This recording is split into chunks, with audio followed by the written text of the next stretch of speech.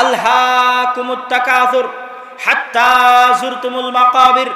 ছোট বাচ্চা যখন মায়ের দুধের জন্য কাঁদে, তখন ওই ছোট বাচ্চাকে মায়ের দুধ থেকে ভুলিয়ে রাখার জন্য যেমন ঝুনঝুনি বাজানো হয়, মোবাইল দেওয়া হয়, বাইরে নিয়ে গিয়ে এটা ওটা দেখানো হয়, ঠিক ওইভাবে ছোট বাচ্চাকে যেমন খেলনা দিয়ে ভুলিয়ে রাখা হয়। আলহাকুমুত তাকাসুর, আত-তাকাসুর তোমাদেরকে ভুলিয়ে রেখেছে। দুনিয়ার আজকে এত জিনিস তৈরি হয়েছে দুনিয়াতে, মানুষ যে নিজের আত্মাকে সময় দিবে এরকম সময় বের করতে পারার মতো সময় মানুষের নাই। এরকম হাজারো যুবক এখানে বসে আছে যে ঘুমাতে ঘুমাতে মোবাইল চালায়, ঘুম থেকে উঠে আবার মোবাইলে হাত দেয়। ও কিভাবে নিজের আত্মাকে সময় দিবে বলেন? আলহাকুমুত তাকাসুর, ওর মোবাইল ওকে ভুলিয়ে রেখেছে তার মৃত্যুর কথা। গান বাজনা, নেশাদার দ্রব্য, জুয়া, খেল তামাশা, আড্ডা, সফর, সব কিছু তাকে ভুলিয়ে রেখেছে যে ও একদিন মারা যাবে। মানুষও ভুলে থাকতে চায় যে মানুষ একদিন মারা যাবে। আর পৃথিবীতে এমন জিনিস তৈরি হয়ে গেছে যে মানুষকে কখনো মৃত্যুর কথা স্মরণ হওয়ার মতো, সময় দেওয়ার মতো সময় এই যন্ত্রপাতিগুলোর নাই। এরা আর মানুষকে মরণের কথা স্মরণ করতে দেয় না। আলহাকুমুত তাকাসুর হাত্তা যুরতুমুল মাকাবির। যতক্ষণ না তোমরা কবর দেখছো, তাহলে আপনি তো আপনার আত্মাকে সময় দেননি। কেমনে বুঝবেন আপনার আত্মার উপর অত্যাচার হচ্ছে? একদিন সময় দিয়ে দেখেন, রাতের অন্ধকারে ঘরের দরজা বন্ধ করে নির্জনে নিরিবিলি অবস্থায় নিজের অতীত, বর্তমান, ভবিষ্যৎ, অস্তিত্ব, মৃত্যু নিয়ে চিন্তা ভাবনা করে দেখেন। আপনার আত্মার ছটপটানিতে, আপনার আত্মার হতাশায়, আপনার আত্মার চিন্তায়, আপনার আত্মার দুঃখে আপনার চোখ দিয়ে যদি পানি না বের হয়েছে, হতে বাধ্য, হতেই হবে। এটাই হচ্ছে আত্মার চিৎকার, এটাই হচ্ছে আত্মার উপর জুলুম। কিন্তু মানুষে আত্মাকে সময় দেয় না। এটা আত্মার জুলুম, আত্মার চিৎকার। রব্বানা যালামনা আনফুসানা। এই আত্মা প্রশান্ত হয়। আলা বিযিকরিল্লাহি তাতমাইন্নুল কুলুব। এই ছটপট করতে থাকা আত্মা, হতাশাগ্রস্ত আত্মা, চিন্তাগ্রস্ত আত্মা, প্রত্যেকের আত্মা, আমাদের সকলের প্রত্যেকের আত্মা ছটপট করছে। কিন্তু আমরা সময় দেই না আত্মাকে ওই ছটপট অনুভব করতে পারার মতো। কেন? আলহাকুমুত তাকাসুর। দুনিয়াতে এমন মাধ্যম তৈরি হয়ে গেছে যে আমরা কোনো সময় আত্মাকে সময় দিব, এই সময় বের করতে পারার মতো সময় আমাদেরকে দুনিয়া দিতে দেয় না। দুনিয়ার চাকচিক্য, সাজসজ্জা, প্রতিযোগিতা, খেল তামাশা, আনন্দের মাধ্যম, গান বাজনা, বাদ্যযন্ত্র, জুয়া, mobile, video game, free fire, PUBG, Facebook, Twitter, YouTube, এমন এমন এমন জিনিস তৈরি হয়েছে যে মানুষে তার আত্মাকে নিয়ে ভাববে, এরকম সময় মানুষকে মানুষের জিনিস, মানুষের দুনিয়া দিতে দেয় না। এটা হচ্ছে সবচেয়ে ভয়ঙ্কর। কিন্তু সবার আত্মা ছটপট করতেছে, অত্যাচারিত, নির্যাতিত। এই আত্মার কান্না আপনি শুনতে পাবেন যদি আপনি আত্মাকে সময় দেন। আর এই আত্মা প্রশান্ত হবে। আলা বিযিকরিল্লাহি তাতমাইন্নুল কুলুব। আল্লাহর স্মরণে আত্মাগুলো প্রশান্ত হয়। আর আল্লাহর স্মরণ যেমন আল্লাহ চায়, তেমন আল্লাহর স্মরণে মানুষের আত্মা প্রশান্ত হয়। এই জন্য দিনে রাতে সর্বনিম্ন, অন্তত পক্ষে, নিম্ন পক্ষে, সর্বনিম্ন, অন্তত পক্ষে, নিম্ন পক্ষে, দিনে রাতে 24 ঘন্টায় অন্তত পক্ষে, নিম্ন পক্ষে, অন্তত পক্ষে, নিম্ন পক্ষে 5 বার হলো আল্লাহকে স্মরণ করা উচিত। যে মানুষ দিনে রাতে 24 ঘন্টায় সর্বনিম্ন পক্ষে 5 বার তার প্রতিপালককে স্মরণ করতে পারে না, তার সৃষ্টিকর্তাকে স্মরণ করতে পারে না, তার সাথে তার সৃষ্টিকর্তার আর কোনো কানেকশন বাকি থাকে না, কোনো সম্পর্ক বাকি থাকে না। আর যার সাথে যার সৃষ্টিকর্তার সম্পর্ক নাই, সৃষ্টিকর্তার যোগাযোগ নাই, ওই ইয়তীম। কেমন ইয়তীম? যার বাপ মারা গেছে তার চেয়ে বড় ইয়তীম যার আল্লাহ নাই। আল্লাহু আকবার। যার বাপ মারা গেছে তার চেয়ে বড় ইয়তীম যার তার নিজের প্রতিপালক, নিজের সৃষ্টিকর্তার সাথে সম্পর্ক নাই, যোগাযোগ নাই। ওই সম্পর্ক সালাত ছাড়া সম্ভব নয়। সালাত যদি কেউ ছেড়ে দেয় তাহলে আল্লাহর রহমত থেকে বঞ্চিত, আল্লাহর দয়া থেকে বঞ্চিত, আল্লাহর করুণা থেকে বঞ্চিত, আল্লাহর করুণা দৃষ্টি থেকে বঞ্চিত। আল্লাহর সাথে তার আত্মার আর কোনো কানেকশন নাই। নিজের আত্মাকে জিজ্ঞেস করে দেখেন, নিজের নাফসকে জিজ্ঞেস করে দেখেন, আপনার নাফসের সাথে আল্লাহর কোনো সম্পর্ক আছে কিনা। ফাফিররু ইলাল্লাহ। অতএব হে মানুষের আত্মারা, আল্লাহর দিকে ফিরে যাও। ফাফিররু ইলাল্লাহ। আল্লাহর দিকে ফিরে যাও, সৃষ্টিকর্তার সান্নিধ্যে ফিরে যাও, প্রতিপালকের সান্নিধ্যে ফিরে যাও। সালাত আদায় করার মাধ্যমে, আল্লাহকে স্মরণ করার মাধ্যমে, আল্লাহ সুবহানাহু তাআলাকে ডাকার মাধ্যমে, আল্লাহ সুবহানাহু তাআলাকে পাওয়ার মাধ্যমে তোমরা আল্লাহ সুবহানাহু তাআলার দিকে ফিরে যাও, আল্লাহ সুবহানাহু তাআলার কাছে ফিরে যাও। সম্মানিত উপস্থিতি, সালাত সম্পর্কে আপনাদের সামনে যে গুরুত্বপূর্ণ আলোচনা করছিলাম, এই গুরুত্বপূর্ণ আলোচনার শেষ পয়েন্ট। আচ্ছা, আপনারা যারা স্বেচ্ছাসেবক ভাইয়েরা আছেন তারা একটু মাঠের মধ্যে এগিয়ে যান। আপনাদের পকেটে যে টাকা আছে এই টাকাকে আল্লাহ আপনার টাকা বলেনি, আল্লাহ বলেছে মিম্মা রাযাকনাহুম ইউনফিকুন। এই টাকা আল্লাহর দেওয়া রিজিক। আপনি 100 বিঘা সম্পত্তির মালিক হলে ওটা আল্লাহর দেওয়া রিজিক। আল্লাহ কোথাও আপনার পকেটের টাকা দান করতে বলেনি। আল্লাহ সুবহানাহু তাআলা আল্লাহর দেওয়া রিজিক আল্লাহর রাস্তায় দান করতে বলেছে। স্বেচ্ছাসেবক ভাইয়েরা প্যান্ডেলের মধ্যে ঢুকে যান। যারা উপস্থিত আছেন জনগণ, তারা নিজ নিজ সাধ্য অনুযায়ী তাদেরকে সহযোগিতা করবেন এই প্রোগ্রাম আয়োজন করার জন্য। আর আমি আমার বক্তব্য পূর্ণ করব ইনশাআল্লাহুল আজিজ। অনেক মানুষ ঠিক মতো বসার ব্যবস্থা নেই, প্যান্ডেল ছোট, অব্যবস্থাপনা কিছুটা হতেই পারে। আপনাদেরকে সেটা ধৈর্য ধারণের সাথে মেনে নিতে হবে। বক্তব্যের শেষের দিকে শেষ পয়েন্ট, এই শেষ পয়েন্টটা সবচেয়ে মনোযোগ দিয়ে শুনতে হবে, সবচেয়ে মনোযোগ। সেটা কি? আসমানের নিচে জমিনের উপরে আল্লাহ সুবহানাহু তাআলাকে ডাকার, আল্লাহ সুবহানাহু তাআলার নিকটে প্রার্থনা করার, আল্লাহ সুবহানাহু তাআলার নিকটে কিছু চাওয়ার, আসমানের নিচে জমিনের উপরে আল্লাহ সুবহানাহু তাআলার নিকটে কিছু চাওয়ার, আল্লাহ সুবহানাহু তাআলার নিকটে কিছু পাওয়ার সালাতের চাইতে বড় কোনো মাধ্যম নাই। সবার মনোযোগ আকর্ষণ করছি, আবারও সকলের মনোযোগ আকর্ষণ করছি। আসমানের নিচে জমিনের উপরে আল্লাহকে ডাকার, দোয়া করার কার চেয়ে বড় মাধ্যম নাই? জোরে বলেন, কিসের চেয়ে? সালাতের চেয়ে বড় কোনো মাধ্যম নাই যেটা দিয়ে কাকে ডাকা যায়? জোরে বলেন, কাকে ডাকা যায়? সালাতের চেয়ে বড় কোনো মাধ্যম নাই যেটা দিয়ে দোয়া করা যায় কার কাছে? আল্লাহর কাছে। সালাতের চেয়ে বড় কোনো মাধ্যম নাই। এই পয়েন্টটা শোনার পরে এবার একের পর এক ঘটনা শুনতে থাকেন।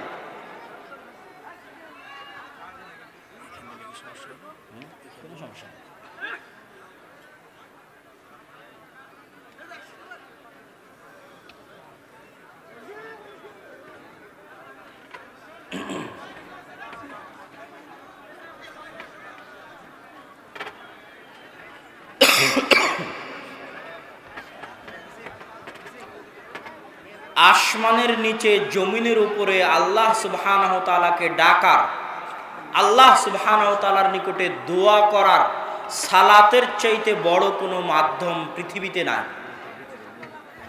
সালাতের চাইতে বড় কোনো মাধ্যম আল্লাহকে ডাকার নাই। এক, রাসূল সাল্লাল্লাহু আলাইহি ওয়াসাল্লামের বৃষ্টি প্রার্থনার দরকার, বৃষ্টি চাওয়ার দরকার। বৃষ্টি হয় না, যুগ যুগ থেকে, বহুদিন থেকে বৃষ্টি হয় না। রাসূল সাল্লাল্লাহু আলাইহি ওয়াসাল্লাম চাইলে সব সাহাবীকে একত্রিত করে হাত তুলে দোয়া করে বৃষ্টি চাইতে পারতেন আল্লাহর নিকটে। রাসূল সাল্লাল্লাহু আলাইহি ওয়াসাল্লাম হাত তুলে দোয়া করার মাধ্যমে একসাথে বৃষ্টি না চেয়ে মানুষকে নিয়ে চলে গেলেন মাঠে। মাঠে গিয়ে মানুষকে বলছেন সালাত আদায় করো বৃষ্টি চাওয়ার জন্য, নামাজ পড়ো বৃষ্টি চাওয়ার জন্য, সালাত আদায় করো বৃষ্টির দোয়া করার জন্য, নামাজ পড়ো বৃষ্টির দোয়া করার জন্য। সাহাবী বলছে সূর্যগ্রহণ লেগেছে, আমি রাসূল সাল্লাল্লাহু আলাইহি ওয়াসাল্লামকে দেখতে চাই যে সূর্যগ্রহণের মতো বিপদ থেকে বাঁচতে রাসূল সাল্লাল্লাহু আলাইহি ওয়াসাল্লাম কি করেন। সাহাবী তীর ধনুক ফেলে দিয়ে দৌড়াচ্ছেন। মসজিদে গিয়ে দেখেন রাসূল সাল্লাল্লাহু আলাইহি ওয়াসাল্লাম সূর্যগ্রহণের বিপদ থেকে বাঁচার জন্য সালাত আদায় করতেছেন। সূর্যগ্রহণের বিপদ থেকে বাঁচার জন্য আল্লাহ রাসূল চাইলে একসাথে হাত তুলে দোয়া করতে পারতেন সাহাবীদেরকে নিয়ে, সেটা না করে রাসূল সাল্লাল্লাহু আলাইহি ওয়াসাল্লাম সূর্যগ্রহণের সালাতের জন্য, রাসূল সাল্লাল্লাহু আলাইহি ওয়াসাল্লাম সূর্যগ্রহণের বিপদ থেকে বাঁচার জন্য, সূর্যগ্রহণের বিপদ থেকে বাঁচার জন্য সালাত আদায় করলেন। সূর্যগ্রহণের বিপদ থেকে বাঁচার জন্য সালাত আদায় করছেন। জানাজ বৃষ্টি প্রার্থনার জন্য সালাত আদায় করছেন। এবার একজন মৃত ব্যক্তি মারা গেছে, ওই মৃত ব্যক্তির জন্য দোয়া করতে হবে। রাসূল সাল্লাল্লাহু আলাইহি ওয়াসাল্লাম মৃত ব্যক্তির জন্য দোয়া করবেন। তো সাহাবীদেরকে নিয়ে একত্রিত হয়ে একসাথে হাত তুলে কবরের পাশে দোয়া করতে পারতেন না এ কথা নয়। সব সাহাবীকে নিয়ে একত্রিত হয়ে কবরের পাশে দোয়া করা সহজ ছিল, কিন্তু রাসূল সাল্লাল্লাহু আলাইহি ওয়াসাল্লাম সব সাহাবীকে কবরের পাশে একত্রিত করে একসাথে হাত তুলে দোয়া না করে মানুষকে বললেন, এই তোমরা নামাজ পড়ো, মৃত ব্যক্তির দোয়া করার জন্য সালাত আদায় করো, মৃত ব্যক্তির জন্য দোয়া করতে হবে। এ মানুষ, এর সঙ্গী সাথী, মৃত ব্যক্তির জন্য দোয়া করতে হবে তাই নামাজ পড়ো, মৃত ব্যক্তির জন্য দোয়া করতে হবে তাই সালাত আদায় করো। ওই মৃত ব্যক্তির জন্য দোয়া করার জন্য সালাত আদায় করলেন। বৃষ্টি চাইবেন, বৃষ্টি চাওয়ার জন্য সালাত আদায় করলেন। সূর্যগ্রহণের বিপদ থেকে বাঁচতে চাচ্ছেন, এই জন্য সালাত আদায় করলেন। জাকারিয়া আলাইহিস সালাতু ওয়াস সালাম চুল পেকে গেছে, দাড়ি পেকে গেছে, স্ত্রী বন্ধা। কুল্লামা দাখালা আলাইহা জাকারিয়াল মিহরাব ওয়াজাদা ইনদাহা রিজকা, যখনই জাকারিয়া প্রবেশ করেন মারিয়ামের মেহরাবে, দেখেন তার নিকটে অসময়ের ফল। তখন তিনি জিজ্ঞেস করেন, মারিয়াম আন্না লাকি হাদা, কোথায় থেকে আসে অসময়ের ফল? ক্বালাত হিয়া মিন ইনদিল্লাহ, এই অসময়ের ফল আল্লাহর নিকট থেকে, আল্লাহর পক্ষ থেকে আসে। ইন্নাল্লাহা ইয়ারযুকু মান ইয়াশা বিগাইরি হিসাব, আল্লাহ যাকে চান তাকে বেহিসাব রিজিক, বেহিসাব রুজি দান করতে পারেন। হুনালিকা দা জাকারিয়া রাব্বাহ, মারিয়ামের এই অবস্থা দেখে জাকারিয়া আলাইহিস সালাতু ওয়াস সালামের শখ হলো। জাকারিয়া আলাইহিস সালাতু ওয়াস সালামের মনে চাইলো, ইস, আমার যদি এরকম নেককার সালেহ সৎ সন্তান থাকতো, কিন্তু আমার তো দাড়ি পেকে গেছে, চুল পেকে গেছে, স্ত্রী বন্ধা। জাকারিয়া আলাইহিস সালাতু ওয়াস সালামের মতো নবীর সন্তানের দরকার। নবীর চুল পাকা, দাড়ি পাকা, নবীর স্ত্রী বন্ধা, সন্তান হওয়ার সম্ভাবনার সকল রাস্তা বন্ধ, তারপরেও নবীর সন্তানের দরকার। নবী সন্তান চাইতে আল্লাহর সামনে সালাতে দাঁড়িয়ে গেলেন, দোয়া করবেন এই জন্য। আল্লাহু আকবার। সারা আলাইহিস সালাতু ওয়াস সালাম, ইব্রাহিম আলাইহিস সালাতু ওয়াস সালামের প্রথম স্ত্রী, ফিলিস্তিন থেকে দুর্ভিক্ষের কারণে খাদ্যের আশায় মিশর গমন করছেন। রাস্তার মধ্যে জালিম বাদশার খপ্পর থেকে বাঁচার জন্য উভয়ে ভাই বোনের পরিচয় দিলেন। ভাই বোনের পরিচয় দেওয়ার পরও শেষ রক্ষা হলো না। সারাকে উঠিয়ে নিয়ে গেল জালিম বাদশা। তৎকালীন পৃথিবীতে সারাকে ওই বিপদ থেকে উদ্ধার করবে এরকম দ্বিতীয় কোনো মানুষ আসমানের নিচে জমিনের উপর ছিল না। আজকে আমার আপনার মতো নগণ্য মানুষ বিপদে পড়লে ফোন দিলে আর 5টা মানুষ রেডি থাকে উদ্ধার করার জন্য, কিন্তু আল্লাহর নবীর প্রিয় নবী খলিলুর রহমান, আল্লাহর বন্ধু, তার প্রথম স্ত্রী সারা বিপদে আছে। ইজ্জত বাঁচানোর দরকার, আব্রু বাঁচানোর দরকার, সম্মান বাঁচানোর দরকার, সতীত্ব বাঁচানোর দরকার, কিন্তু আসমানের নিচে জমিনের উপরে কেউ নাই যে তাকে উদ্ধার করতে পারে, কেউ নাই যে তাকে বাঁচাতে পারে, একমাত্র সাহায্যকারী আল্লাহ। ওই রকম কঠিন পরিস্থিতিতে একজন সতী নারী, একজন সাধবী নারী, একজন নিজের লজ্জাস্থান হেফাজতকারী নারী আল্লাহর কাছে ভিক্ষা চাইবে নিজের লজ্জাস্থানের পবিত্রতা, আল্লাহর কাছে ভিক্ষা চাইবে নিজের আব্রুর পবিত্রতা, আল্লাহর কাছে ভিক্ষা চাইবে নিজের সম্মানের পবিত্রতা। এই ভিক্ষা চাওয়ার জন্য দোয়া করবে, দোয়া করার জন্য সালাতে দাঁড়িয়ে গেল। আল্লাহু আকবার। এবার আপনাকে বলি, সালাত শব্দের অর্থ কি বলেন তো? জোরে বলেন, সালাত শব্দের অর্থ কি? দোয়া করা। মানে আমরা যখন আল্লাহু আকবার বলে সালাত শুরু করি তখন কি শুরু করি? জোরে বলেন, কি শুরু করি? আর যখন আসসালামু আলাইকুম বলে সালাত শেষ করি তখন কি শেষ করি? কি শেষ করি? জোরে বলেন, কি শেষ করি? এখন এই দোয়া পৃথিবীতে আসমানের নিচে জমিনের উপরে আল্লাহর কাছে চাওয়ার সবচেয়ে বড় মাধ্যম, দোয়া করার সবচেয়ে বড় মাধ্যম সালাত। বৃষ্টি চাইবে নবী মুহাম্মদ, দোয়া করবে আল্লাহর কাছে বৃষ্টি চাওয়ার জন্য।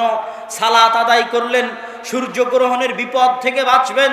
সালাত আদায় করলেন, মানুষের মৃত ব্যক্তির জন্য দোয়া করবেন। সালাত আদায় করবেন, নবী জাকারিয়ার সন্তানের দরকার, দোয়া করবেন। সালাত আদায় করলেন, সারার ইজ্জতের হেফাজতের দরকার, দোয়া করবেন। সালাত আদায় করলেন।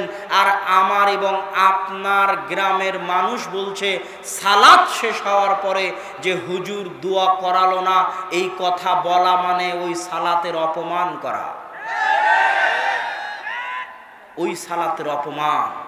যেই সালাত আসমানের নিচে জমিনের উপর কিসের সবচেয়ে বড় মাধ্যম? কিসের সবচেয়ে বড় মাধ্যম? যেই সালাত দিয়ে সারা নিজের ইজ্জত পেয়েছে, যেই সালাত দিয়ে জাকারিয়া নিজের সন্তান পেয়েছে, না হয় তাহলে সালাত কাকে বলে এটা আপনি জানেন না। আপনাকে আরো 100 বছর পড়তে হবে সালাত কাকে বলে এটা জানার জন্য।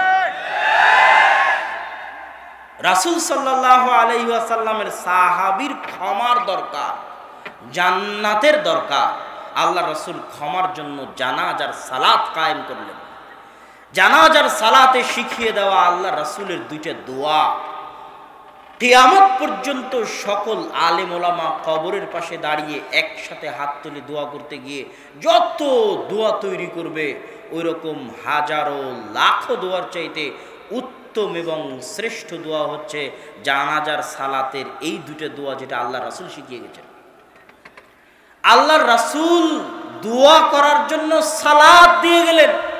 ওই সালাত যদি আপনার দোয়ার জন্য যথেষ্ট না হয়, মৃত ব্যক্তির দোয়া করার জন্য আল্লাহর রাসূলের দেওয়া সালাত যদি যথেষ্ট না হয়, তাহলে আপনি যদি বলেন যে দোয়া হলো না, হুজুরে দোয়া করলো না, তাহলে আপনি জানাজার সালাতকে অপমান করলেন।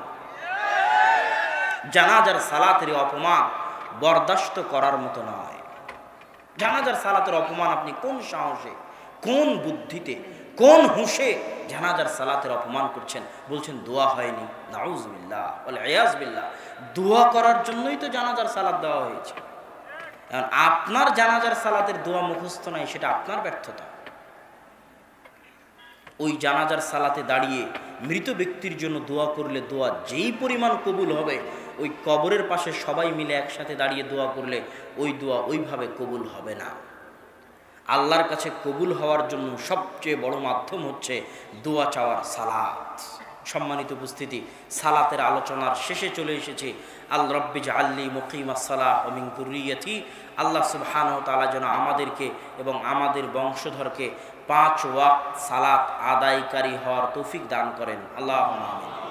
সালাতের আলোচনার আরও একটা অংশ ছুটে গেছে, যেখানে আমি বিস্তারিত সালাতের আলোচনা করেছি, সেখান থেকে শুনে নেবেন।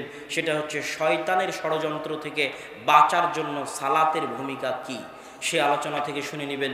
আল্লাহ সুবহানাহু ওয়া তাআলা আপনাদের তৌফিক দান করুক। ওয়া আখিরু দাওয়ানা আনিল হামদুলিল্লাহি রাব্বিল আলামিন। তবে যাওয়ার আগে কিছুই না নিয়ে যেতে পারলে মাসিক আল ইতিসাম নিয়ে যাবেন।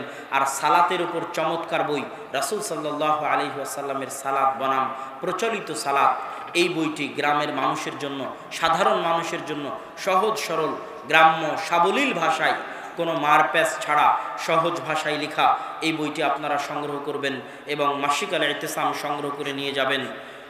এবং ছোট বাচ্চা কিশোরদের জন্য, ছোট বাচ্চাও তো নয়, কিশোর এবং যুবকদের জন্য কিশোলয় নামে একটা পত্রিকা বের হয় জামিয়া সালাফিয়া থেকে, ওটাও নেওয়ার জন্য যুবক এবং শিশু কিশোররা অবশ্যই অংশগ্রহণ করবেন।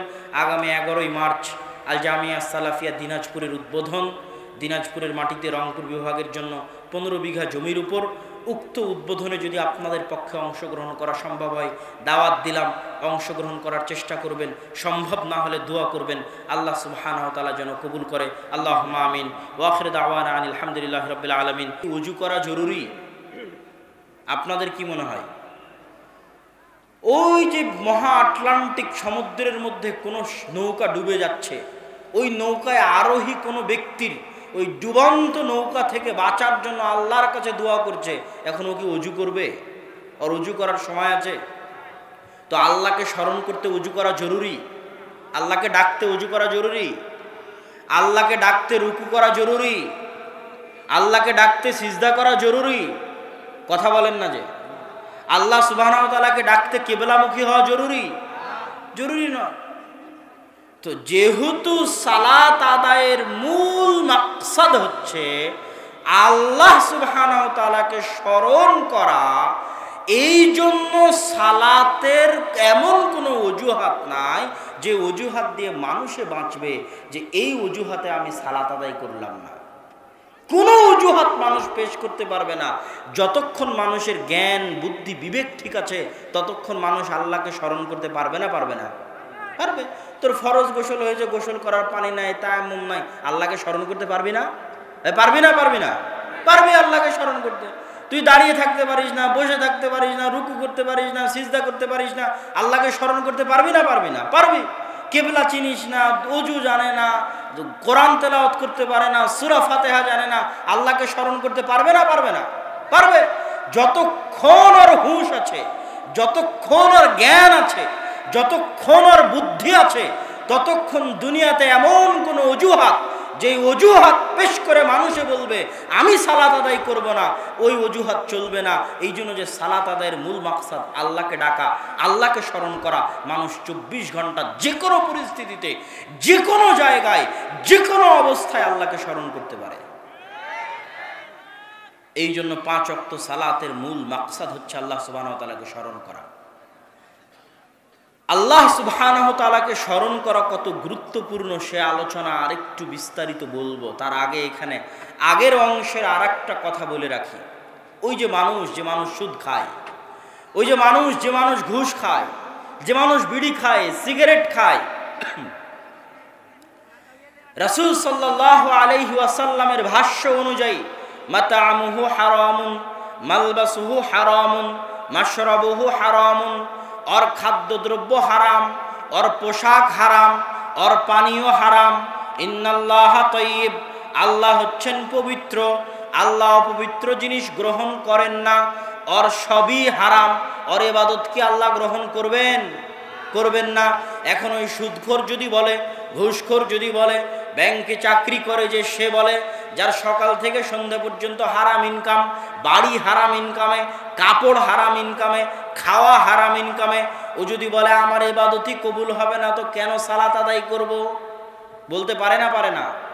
রাসূল সাল্লাল্লাহু আলাইহি ওয়াসাল্লাম বলেছেন, কেউ যদি মাদক দ্রব্য, নেশাদার দ্রব্য পান করে 40 দিন তার ইবাদত আল্লাহর দরবারে কবুল হবে না। কেউ যদি বলে নেশাদার দ্রব্য পানকারী, মদ্যপায়ী, বিড়িখোর, সিগারেটখোর, গুলখোর, জর্দাখোর, মদখোর যদি বলে আমার ইবাদতই তো আল্লাহর দরবারে কবুল হবে না, সালাত কেন আদায় করব? মানুষে অজুহাত দাঁড় করায়, বিড়ি ছাড়তে পারেনি, সালাত আদায় করে কি করব? সিগারেটই ছাড়তে পারেনি, সালাত আদায় করে কি করব? আবার মানুষে আর এক মানুষকে খোটা দেয়, আরে তুই এই নামাজিকে দেখো, এই নামাজও পড়ে আবার বিড়িও খায়। মানুষও খোটা দেয়, সেও নিজেকে ধোকা দেয়, বিড়ি ছাড়তে পারলাম না, নামাজ আদায় করে কি করব? খুবই ভয়ঙ্কর, খুবই ভয়ঙ্কর। ইবনুল কাইয়িম রাহিমাহুল্লাহ লিখছেন যে তুমি যদি ঘুষখোর হও, ঘুষ খেয়ে এসে নামাজ আদায় করো। তুমি যদি সুদখোর হও, কোটি টাকা সুদ খাওয়ার পরে সালাত আদায় করো। তুমি যদি জেনাকারী, ব্যভিচারী হও, পতিতালয় থেকে বের হয়ে সালাত আদায় করো। তুমি যদি বিড়িখোর, সিগারেটখোর হও, তাহলে বিড়ি খেয়ে, সিগারেট খেয়েও তুমি সালাত আদায় করো, সালাত ছাড়িও না। গুনাহের দোহাই দিয়ে, গুনাহের অজুহাত দিয়ে সালাত ছাড়িও না। যত বড় পাপী হও, যত বড় গুনাহগার হও, যত বড় গুনাহগার হও, যত বড় পাপী হও, সালাত ছাড়িও না। কেন? ইবনুল কাইয়িম রাহিমাহুল্লাহ বলছেন, তুমি যদি সালাত ছেড়ে দাও, একসাথে দুটো গুনাহ হবে। একে তো সুদ খাওয়ার গুনাহ, আর একটা হচ্ছে ওই সুদ খাওয়ার চাইতে লাখো গুণে, কোটি গুণে বড় গুনাহ সালাত ছেড়ে দেওয়ার গুনাহ। তুমি এখন বিড়ি খালা, এই বিড়ি খাওয়ার গুনাহের চাইতে হাজারো গুণে, লাখো গুণে, কোটি গুণে বড় গুনাহ হচ্ছে সালাত ছেড়ে দেওয়ার গুনাহ। বিড়িও খেলে সালাতও আদায় করলে না, একে তো বিড়ি খাওয়ার গুনাহ, আর একে তো সালাত ছেড়ে দেওয়ার গুনাহ, যেটা বিড়ি খাওয়ার চাইতে লাখো গুণ, কোটি গুণ ভয়ঙ্কর, বিপজ্জনক, মহাপাপ, মহা অন্যায়। কেননা ওটা হচ্ছে আল্লাহর অর্ডার, আল্লাহর আদেশ। আল্লাহর আদেশ তুমি মানতে বাধ্য, যে কোনো পরিস্থিতিতে, যে কোনো অবস্থায়, যেখানে থাকো না কেন। কোনো অজুহাত দিয়ে আল্লাহর আদেশ, বিশেষ করে সালাতের আদেশ থেকে বাঁচার কোনো উপায় নাই। সালাতের আদেশ থেকে কোনো অজুহাত দিয়ে পালিয়ে বাঁচার কোনো উপায় নাই। বিড়িখোর হলেও সালাত পড়তে হবে, সিগারেটখোর হলেও সালাত পড়তে হবে, ঘুষখোর হলেও নামাজ আদায় করতে হবে, সুদখোর হলেও নামাজ আদায় করতে হবে, ব্যভিচারী হলেও নামাজ আদায় করতে হবে, পতিতালয় থেকে বের হয়ে এসে নামাজ আদায় করতে হবে। দিস ইজ দ্য অর্ডার, আল্লাহর আদেশ করতে হবে। ইবনুল কাইয়িম রাহিমাহুল্লাহ বলছেন, শোনো, যদিও সালাত আদায় করে নেয়, তাহলে ওর সালাত আদায় যেহেতু আল্লাহর দরবারে কবুল হবে না। কেন?